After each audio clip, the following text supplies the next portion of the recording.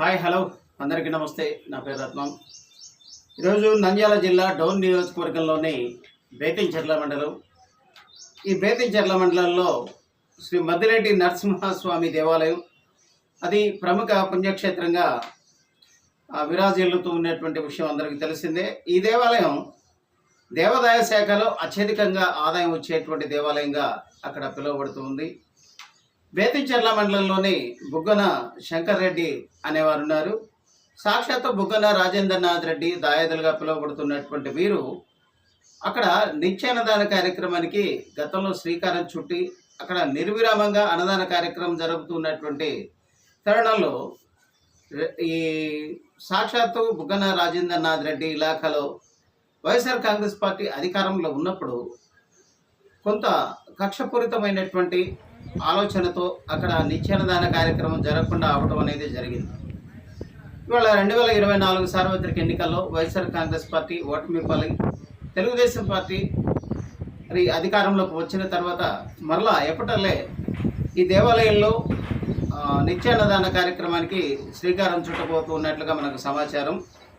అసలేంటి ఆ దేవాలయంలో ఉన్నటువంటి ప్రత్యేకతలు ఏంటి, అక్కడ నిత్యాన్నదాన కార్యక్రమం ఎందువల్ల ఆగిపోయింది అనేది ఇప్పుడు అక్కడ లైవ్లో ఉన్న మా ప్రతినిధి ఈశ్వరెడ్డి ఉన్నారు, వారితో మనం తెలుసుకుందాం. ఈశ్వరెడ్డి గారు నమస్తే. ఏంది అక్కడ ప్రముఖ పుణ్యక్షేత్రంగా పిలువబడుతున్నటువంటి మద్దిరెడ్డి నరసింహస్వామి దేవాలయంలో నిత్యాన్నదాన కార్యక్రమాలు మళ్ళీ పునఃప్రారంభం కాబోతూ ఉన్నాయా? అవును సార్. ఇంకోటి ఏంటంటే ప్రధానంగా మనం చెప్పుకోవాల్సిన విషయం ఏంటంటే, మనం ఇంతకుముందు కూడా డాక్టర్ శంకర్ రెడ్డి గారు ఈ అన్నదాన సత్రాన్ని ప్రారంభించడం, అంటే నిత్యాన్నదానం ఈ మద్దిరెడ్డి స్వామిలో ప్రారంభించిన క్రమంలో అతను చనిపోయిన తర్వాత మళ్ళీ వైఎస్ఆర్సీపీ ప్రభుత్వం రావడము, ఈ 5 సంవత్సరాల లోపల ఇది లేదు ఎండోమెంట్ అని చెప్పేసి స్వయాన బుగ్గన శంకర్ రెడ్డి వాళ్లకు స్వయాన దాయదే ఈ బుగ్గన రాజేంద్రనాథ్ రెడ్డి కూడా, అంటే రాజకీయ కక్ష ధోరణితో, అంటే మనం ఏం చెప్పినామంటే అన్నాన్ని కూడా కాల్తదనేటువంటి పరిస్థితి బుగ్గన మనస్తత్వం. కాబట్టి ఈ యొక్క రేపు రాబో కాలంలో అనేక రకాలైనటువంటి ఇబ్బందులు అనుభవించక తప్పదని మనం ఇంతకుముందే మనం గుర్తు చేయడం కూడా జరిగింది.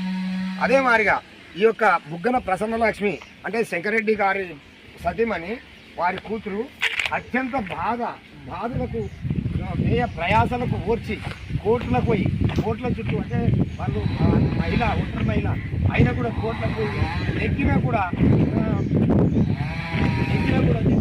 ఓపెన్ చేసేటువంటి పరిస్థితి ఇప్పుడు మనం ఈ ప్రాంగణంలో చూస్తూ ఉన్నాం. అత్యంత శరవేగంగా పనులు జరుగుతూ ఉన్నాయి.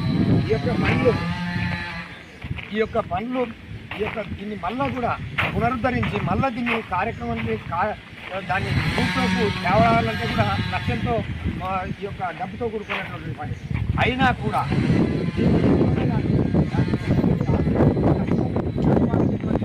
ఒక ప్రధానమైనటువంటి ప్రసన్న లక్ష్మి గారు దీన్ని మళ్ళా ఈ యొక్క అందుబాటులోకి, అంటే ప్రధానంగా ఇక్కడ మనము ఒకటి మీకు చూపించబోయేది ఏంటంటే, ఒకటి ప్రధానంగా సెక్రటరీ గారి కూడా ఉంటుంది ఇక్కడ, అంటే చనిపోయిన తర్వాత అతని జ్ఞాపకాత్మకంగా ఇతని విగ్రహాన్ని కూడా పెట్టడం జరిగింది. అంటే ఇది ఎప్పుడైతే నేను ఎండోమెంట్ పరిధిలోకి వస్తుందని చెప్పేసి అని చెప్తూ అంటే విగ్రహాన్ని కూడా నిర్మించుకోలేనటువంటి మనస్తత్వాన్ని బుగ్గన రాజేంద్రనాథ్. అంటే ఎట్లా ఆ విగ్రహం దేవాలయం లోపల భాగంలో ఉందా? అసలు దేవాలయంకి చాలా వెలుపల ఆల్రెడీ గవర్నమెంట్ ఎవరైతే సెక్రటరీ గారు ఉన్నారో వాళ్ళ హ్యాండ్ ఓవర్లో ఎప్పుడో ప్రభుత్వమే వీళ్ళకి అప్పచెప్పింది. ఆ అప్పచెప్పినటువంటి దాంట్లోనే ఈ నిత్యాన్నదాన చట్టం అన్నదాన కార్యక్రమం చేయడం జరిగింది. కానీ అతను చనిపోయిన తర్వాత ఇదే అన్నదాన కార్యక్రమంలో విగ్రహాన్ని కూడా వాళ్ళకు అది ప్రజల్లో కూడా తీవ్రమైనటువంటి కలకలం లేనటువంటి పరిస్థితి. అదేవిధంగా ఇక్కడ చూస్తే మనం ఇక్కడ భోజనాలు చేసేటువంటి ఇక్కడ లాస్ట్ పట్టించుకునే వాళ్ళు లేక వైన్ షాప్ లాగా ఈ యొక్క బీర్ బాటిల్ ఇవన్నీ చూస్తాము. అదే మరిగా ఇక్కడ వచ్చేసి అనేక లక్ష రూపాయలతో తర్వాత ఈ దేవాలయం అత్యధికంగా ఆదాయం వచ్చే దేవాలయం ఇక్కడ వచ్చేసి ఇక్కడ అంప చెట్లను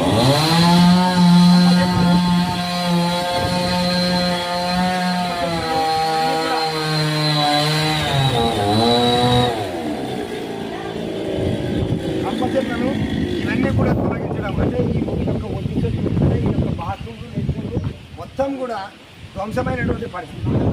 తర్వాత ఇక్కడ పూర్వకాలం రోడ్లు కూడా అనే ఒక పల్లెటూరి వాతావరణంలో దీన్ని అప్పట్లో అంగరంగ వైభవంగా నడిపినటువంటి దాఖలాలు. తర్వాత ఇక్కడ ప్రధానంగా ఇది ఆఫీసు. ఈ ఆఫీస్లో ఒక ఫ్యాన్ కావాల్సిన ఫర్నిచర్స్ మొత్తం కూడా దొంగలించబడినటువంటి దాఖలాలు.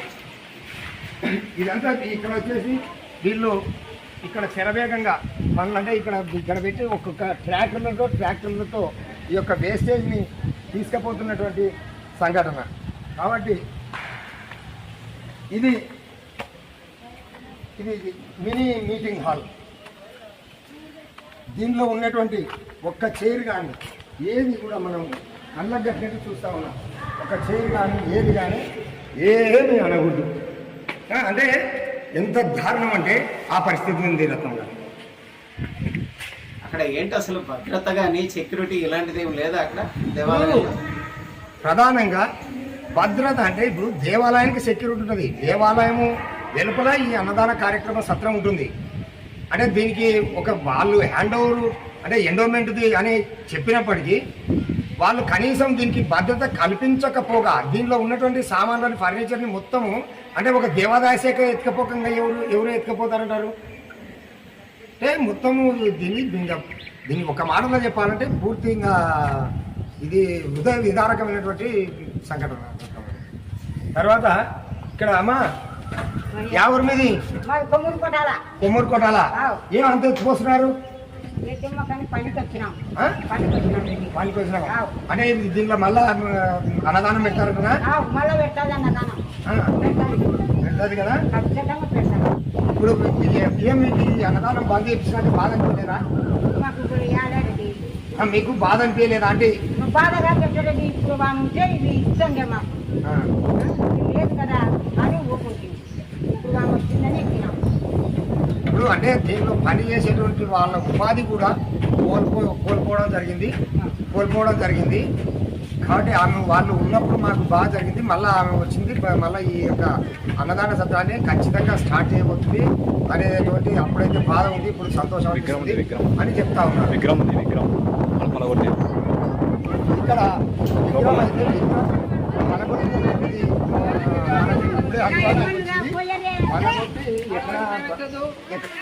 అక్కడ లోపల ఉంది. ఆ రూమ్ లో ఇక్కడ ఆ మూల రూమ్ లో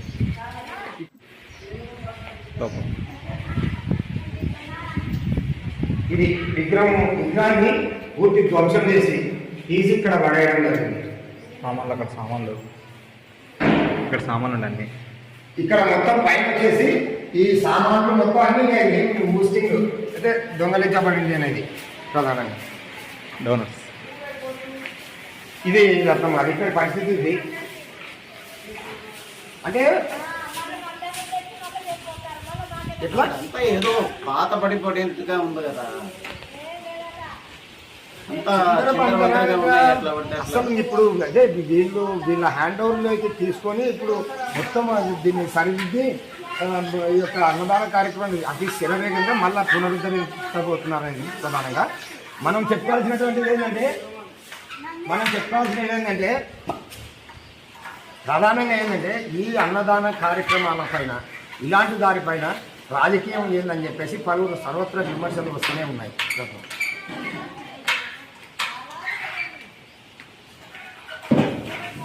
సో ఇక్కడ నుంచి తెలుగుదేశం పార్టీ అధికారంలోకి వచ్చిన తర్వాత ఆ దేవాలయంలో అన్ని రకాలుగా చర్యలు తీసుకొని మరలా ఎప్పటాలి అన్నదాన తెలుగుదేశం వైఎస్ఆర్సీపీ ప్రభుత్వంలో కక్ష సాధింపు దూరంతో ఇది బంద్ అయింది వాస్తవం. కానీ ఏంటంటే తెలుగుదేశం ప్రభుత్వం అని కాదు, ఇంకోటని కాదు, వీళ్ళు హైకోర్టులో కూడా కేసు వేసుకొని కోర్టులో కూడా గెలిచడం జరిగింది. ఇది ఒక విచిత్రమైన సంఘటన. ప్రభుత్వ ప్రమేయం లేకుండా కూడా కోర్టు ద్వారా కూడా వచ్చింది ఇది. అంటే కోర్టు ద్వారా వచ్చినా కూడా అంటే వైఎస్ఆర్సీపీ ప్రభుత్వం బుగ్గన రాజేంద్రనాథ్ రెడ్డి ఆర్థిక శాఖ మంత్రిగా ఉన్న ఒక సంవత్సరం కిందటే కోర్టు ద్వారా వచ్చినా కూడా అంటే రాజకీయ ప్రెజర్తో ఓపెన్ చేయనీయకుండా అట్లే పెట్టేసినారు. తర్వాత ఈ ప్రభుత్వం వచ్చింది అన్నా సార్ చెప్పండి. అంటే ఈశ్వరెడ్డి గారు ఒక్క నిమిషం. అంటే కేవలం వాళ్ళ దాయాదులనే కక్షపూరితమైనటువంటి స్వార్థపూరిత ఆలోచనతోనే అక్కడ ప్రధానంగా అదొకటి దాయాదులైనప్పటికీ అంటే బుగ్గన అంటే నేను ఒక్కనే అంటే బుగ్గన అంటే బుగ్గన రాజేంద్రనాథ్ రెడ్డి తప్ప వేరే వాళ్ళు బుగ్గన కాదు అంతే. ఈ కక్ష సాధింపు ధోరణి. ఓకే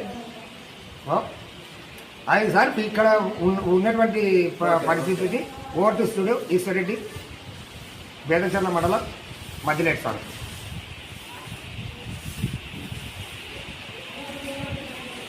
ఓకే ఈశ్వరెడ్డి గారు, థ్యాంక్ యూ వెరీ మచ్. చూశారు కదా, అక్కడ లక్షల కొద్దీ ఆదాయం వస్తున్నటువంటి శ్రీ మద్దిలేటి నరసింహస్వామి దేవాలయంలో పరిస్థితులు ఏ విధంగా ఉన్నాయనేది, మరలా ఏపటాలే పూజా కార్యక్రమాలు, నిత్యాన్నదాన కార్యక్రమాలు జరగడానికి సర్వం సిద్ధం చేస్తున్నట్లుగా అక్కడ ఎండోన్మెంట్ అధికారులు కానీ వాళ్ళు తెలియజేస్తున్నటువంటి